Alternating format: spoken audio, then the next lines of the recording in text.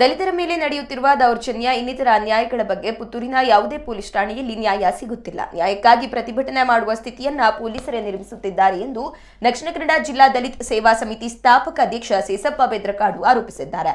ಶನಿವಾರ ಪುತ್ತೂರು ಪ್ರೆಸ್ ಕ್ಲಬ್ನಲ್ಲಿ ಸುದ್ದಿಗೋಷ್ಠಿಯಲ್ಲಿ ಮಾತನಾಡಿದ ಅವರು, ಇತ್ತೀಚೆಗೆ ನಾರಾಯಣ ರೈ ಎಂಬಾತ ದಲಿತ ಬಾಲಕಿಯನ್ನ ಅತ್ಯಾಚಾರ ನಡೆಸಿದಾಗ ದೂರು ನೀಡಿದ್ರೂ ಪೊಲೀಸರು ಆತನನ್ನ ಬಂಧಿಸಿಲ್ಲ.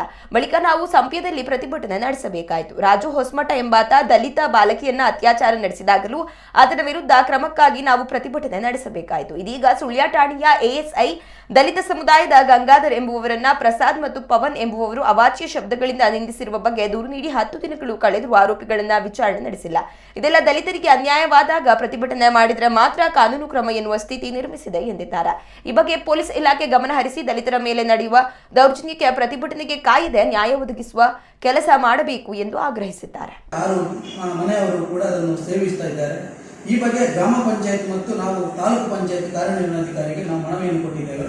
ಕೂಡಲೇ ಆ ಒಂದು ಕೊರಣಿಗೆ ನ್ಯಾಯ ಒದಗಿಸುವಂಥ ಕೆಲಸವನ್ನು ಮಾಡಬೇಕಂತ ಹೇಳಿ ಮನವಿಯನ್ನು ನಾನು ಮಾಧ್ಯಮ ಮತ್ತು ಪತ್ರಿಕೆಯನ್ನು ನಾನು ಮಾಡ್ತಾ ಇದ್ದೇನೆ. ಏನಾದರೂ ಅನುಕೂಲ ಆದರೆ ನೀವು ನಮ್ಮೊಟ್ಟಿಗೆ ಆ ಒಂದು ಕೊರಣಿಗೆ ಭೇಟಿ ಕೊಟ್ಟರೆ ಅಲ್ಲಿ ಒಂದು ಪರಿಸ್ಥಿತಿಯನ್ನು ಕೂಡ ತಾವು ನೋಡಬಹುದು ಎನ್ನುವ ಒಂದು ಮನವಿಯನ್ನು ಕೂಡ ನಾನು ಮಾಡ್ತಾ ಇದ್ದೇನೆ. ಹಾಗೆಯೇ ನಾವು ಇದರೊಟ್ಟಿಗೆ ಈ ಪುತ್ತೂರು ಒಂದು ಪೊಲೀಸ್ ಅಧಿಕಾರಿಗಳ ಒಂದು ನಡೆಯನ್ನು ನಾನು ಖಂಡಿಸ್ತೇನೆ.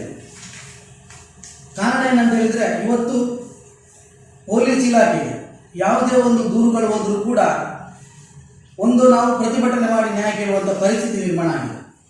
ಉದಾಹರಣೆಗೆ ನಮ್ಮ ಸಂಪ್ಯ ಪೊಲೀಸ್ ಠಾಣೆಯಲ್ಲಿ ಒಂದು ಅಪ್ರಾಪ್ತ ಯುವತಿಗೆ ನಾರಾಯಣ ರೈ ಎನ್ನುವರು ಏನೊಂದು ಗರ್ಭವತಿಯನ್ನಾಗಿ ಮಾಡಿದ್ರು ಅಂತ ಹೇಳಿ ಅದರ ವಿರುದ್ಧ ನಾವು ಪೊಲೀಸ್ ಠಾಣೆಗೆ ಮನವಿ ಕೊಟ್ಟು ನ್ಯಾಯ ಸಿಗದಿದ್ದಾಗ ಇಡೀ ದಲಿತ ಸಂಘಟನೆಗಳೊಂದು ಬೀದಿಗಿಳಿಯುವಂಥ ಪರಿಸ್ಥಿತಿ ಬಂತು.